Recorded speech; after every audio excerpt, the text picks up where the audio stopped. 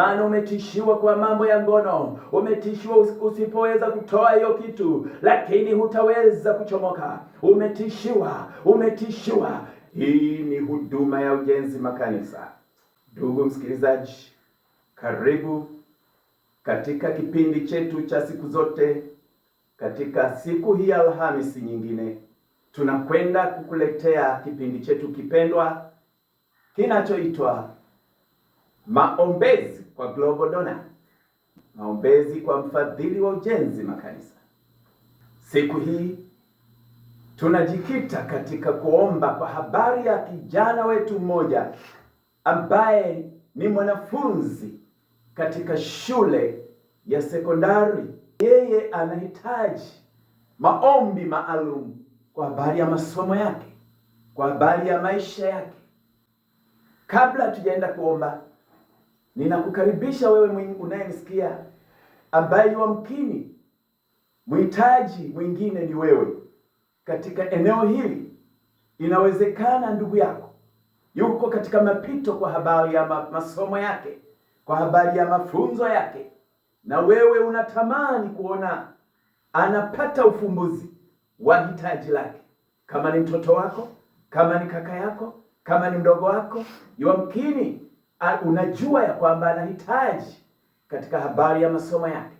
Ungana nami katika usiku huu kwa ajili ya kupata ufumbuzi kwa hitaji lake hilo. Na kabla ya kufika huko katika kuomba, ninakusomea maandiko machache yatakayokuwa msingi wa yale ambayo tutakwenda kuombea. Twende pamoja. Tutaanza kusoma katika kitabu chetu, kitabu cha Yeremia, ile sura ya 17 na mstari ule wa 5. Bwana asema hivi: amelaniwa mtu yule amtegemeaye mwanadamu, amfanyaye mwanadamu kuwa kinga yake, na moyoni mwake amemwacha Bwana. Amelaniwa mtu yule amtegemeaye mwanadamu, amfanyaye mwanadamu kuwa kinga yake, na moyoni mwake amemwacha Bwana. Lakini ngoja nikakusomee tena andiko jingine kutoka katika kitabu cha Zaburi ya 119 na mstari ule wa 99 na 100. Neno la Mungu linasema, ninazo akili kuliko wakufunzi wangu wote, maana shuhuda zako ndizo nizifikirizo. Ninao ufahamu kuliko wazee, kwa kuwa nimeyashika mausia yako. Haleluya! Lakini bado tunaweza tukaenda kuangalia katika Mithali 20 na mstari wa 13. Neno linasema, usipende usingizi, usije ukawa maskini. Fumbua macho yako, nawe utashiba chakula. Haleluya! Ni mistari yenye kukutia moyo. Pendo mwanafunzi, wewe ambaye upo hapo katika mazingira magumu, unalala usiku, unasikia usingizi mzito, unasikia kwamba unashindwa kufuatilia masomo vizuri. Ukiwa darasani unapata shida kwa sababu mwalimu wako anapozungumza, wewe umetekwa katika wimbi la usingizi.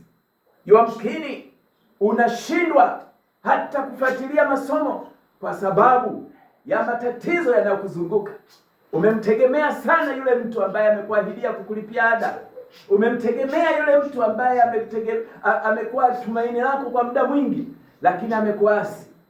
Unasongwa na mahitaji ya kishule, unashindwa kuelewa nitafanya nini, maana umetishiwa kurudishwa nyumbani kwa sababu ya kutokuwa na ada. Umetishiwa kuachishwa masomo, yamkini kwa sababu ya kuona kwamba performance yako sio nzuri, nawe umeishiwa na tumaini. Utafanya nini? Maana nyumbani wamekutegemea, shule ndio ukombozi wako. Lakini unapofika shuleni unaona masomo yaendi vizuri, kwa vile unaona kila unachofundishwa kuelewi, mawazo yako mbali. Unawaza shida zilizoko nyumbani, unawaza shida iliyoko ndani ya moyo wako, maana unasongwa na hilo tatizo linalokufuatilia. Umaskini umekuzingira, huelewi unachomoka vipi. Shule unaipenda, lakini bado unaona kwamba kuna kizingiti, maana yule mjomba wako amekutishia, yule babu yako yule amekuwa tishio, anakutishia maisha yako, maana anasema umekataa urithi wa ile mitungi, ile tunguli lile umekataa, nawe hayatakupata mazuri maishani mwako. Amekutamkia yasiyofaa na wewe umekata tamaa. Unapozingatia yanayotokea shuleni, unamkumbuka yule bibi jinsi alivyokutamkia ile siku ulipokuwa unaondoka kwenda shule, lakini umeona kwamba yanayoendelea kutokea shuleni ni kama yanafanana na yale ambayo umeambiwa huko mitaani. Na mimi nakurudishia tumaini leo kwa kukwambia ya kwamba bado lipo tumaini.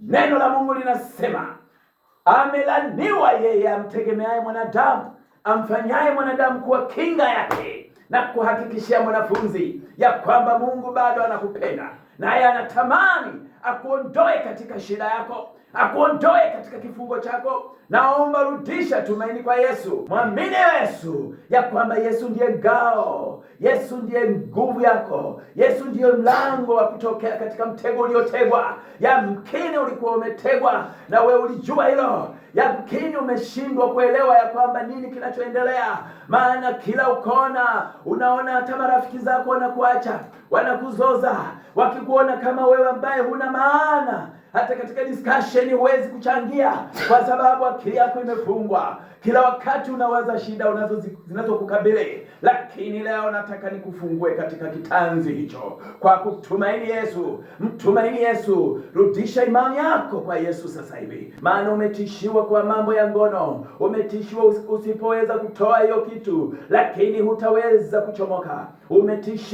Umetishiwa. Neno la Mungu linasema, amelaniwa yeye amtumainie mwanadamu, amfanyaye kuwa mwanadamu ni kinga yake. Na kuambia, acha kuwa na wasiwasi, weka tumaini lako kwa Yesu. Yesu ndiye atakayeenda kukuchomoa hapo. Hakuna awezaye kushindana na Mungu wangu naye mwabudu.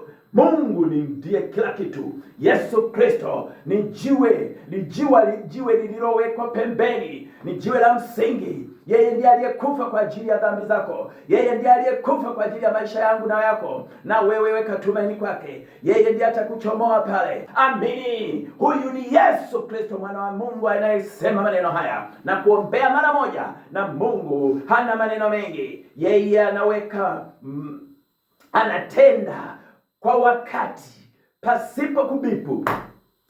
Twende mbele za Mungu katika jina la Yesu Kristo. Sina wasiwasi juu ya Mungu utendaji wako. Kwa habari ya mwanafunzi huyu ambaye ameweka tumaini lako kwako kwa sasa, alikuwa amekata tamaa, lakini sasa amerudisha nia, amerudisha tumaini lako baada ya kusikia maneno haya ya uzima. Mungu, ninaomba jidhihirishe kwake. Thibitisha neno lako la kwamba ni amina, neno lako ni rema, neno lako ni agape, ni la msalaba.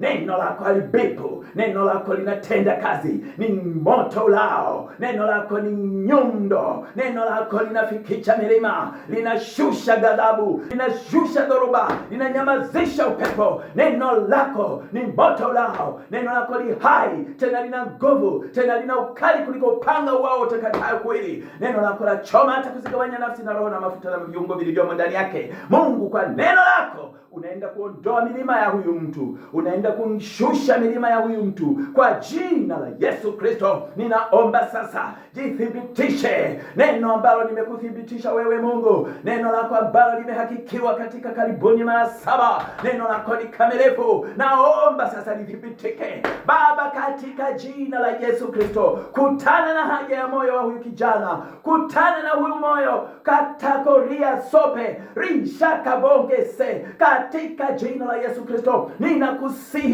Mungu Mungu wangu wa ujenzi makanisa, wewe uliyetenda, unayetenda, na utende sasa kwa huyu kijana akapate kujua ya kwamba yupo Mungu wa ujenzi makanisa. Katika jina la Yesu Kristo ninakusihi Mungu, kamtendee muujiza kijana huyu, anyanyuke katika masomo yake, vitisho vyote vikapukutike kwa jina la Yesu Kristo. Wanamwazia mabaya wakatayari kwa kupitia maombi haya, wakatayari akafunguke ufahamu wake kijana huyu kwa jina la Yesu Kristo, akapate ufahamu mpya, akachipue, akaone nuru marokeanda sekayo fekayo tailase katika jina la Jehova atendaye yote kwa utukufu wa jina Bwana wa majeshi. Yamekuwa.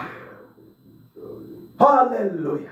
Yamekuwa. Pokea nuru yako ikung'arizie, ewe kijana unayemwamini Mungu, katika jina la Yesu Kristo. Pokea.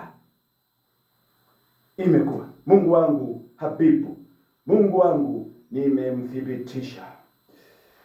Rasa. Amini ya kwamba Mungu ametenda. Anza kukiri ushindi. Anza badilisha mawazo yako na mfahamu wako. Anza kukiri ushindi. Anza kusema una akili kuliko wakufunzi wote wamechanganywa pamoja. Anza kukiri ya kwamba una ufahamu mkubwa mno kuliko maelezo. Anza kujua ya kwamba wewe ni mshindi na wala si mfeli. Huwezi kufeli, bali wewe utakuwa juu tu wala si chini. Anza kuangalia mambo kwa sura nyingine, ya kwamba Yesu Kristo wa ujenzi makanisa anatenda mambo yasiyokuwa ya kawaida na anaenda kuyathibitisha kwako. Naomba ufuatilie katika jina la Yesu Kristo. Kuanzia leo badilika mtazamo wako. Mwamini Yesu wa ujenzi makanisa. Mwamini Mungu wangu ninayemwabudu. Ameniita katika utumishi huu, nami nimemthibitisha ya kwamba yeye ni amina. Na wewe utakuwa shuhuda wa kwanza kwa habari ya jambo hili. Ukimwamini Yesu anaenda kufanya. Na mimi nimejua umefanya, umeamini. Sasa kwa ajili yako wewe, pamoja na wewe msikilizaji mwingine, naomba ujue kipindi hiki kila Alhamisi saa 2 usiku kinakuwa hewani. Lakini maandalizi yake, tuma message unapokuwa na hitaji lako lolote, kwa habari ya maisha yako, kwa habari ya afya yako, kwa habari ya elimu yako, kwa habari ya biashara yako, kwa habari ya utumishi wako, kwa habari ya kitu chochote unachohitaji Mungu akutane nacho kwa namna ya kipekee. Yamkini umeomba sana katika msimu uliopita pasi kuona, lakini mjaribu Mungu kwa habari ya maombezi ya Global Donor. Wewe na mimi ni Global Donors, ni wafadhili wa ujenzi makanisa. Kivipi? Wewe ukipokea kutoka kwa Mungu kupitia maombi haya, unachotakiwa kufanya ni kumshukuru Mungu, mtukuze Mungu, muone Mungu kwamba amekufanyia. Toa sadaka yako njema ya ujenzi makanisa, na utatuma kupitia namba unazoziona katika screen hii, na Mungu ataendelea kulinda uponyaji wako, ataendelea kulinda umujiza wako, ataendelea kulinda matumaini yako, uwezo wako, ataendelea kulinda kibali chako kwa kiongozi wako, kwa jina la Yesu Kristo. Hadi hapo tutakapokutana tena, endelea kusubscribe, kulike na kucomment katika jina la Yesu. Bye.